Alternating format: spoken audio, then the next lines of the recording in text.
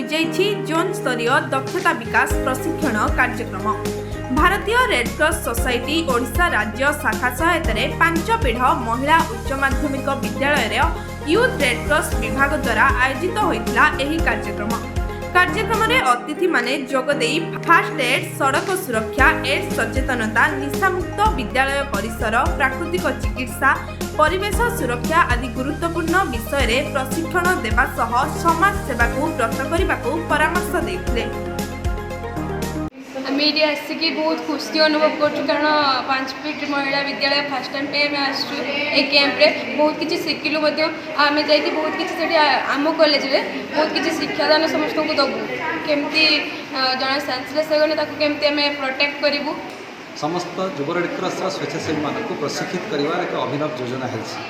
मूल लक्ष्य उच्च शिक्षा विभाग या शिक्षित प्रशिक्षित स्वेच्छासेवी माने तांको महाविद्यालय थिबा समस्त को प्रशिक्षित कराइबे एवं जगत कल्याण निमित्त निज जीवन को अभिप्रेत करेंगे। ये आम मुख्यतः आज जो युव समाज निशाग्रस्त होती आज युव समाज कुपथरे जाई एड्स रे संक्रमित होची।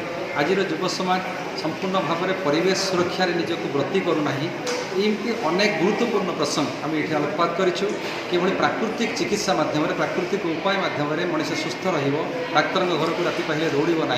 शिमिलपाल जेहेतु गंताघर आमर सबुज औषधि तेणु तार सदुपयोग कर शिमिलपाल को मुख्यतः सुरक्षा दब ये संपर्क में एक्सपर्ट माने समग्र राज्य स्तर आसी मयूरभंज करंजिया सब डिविजन को।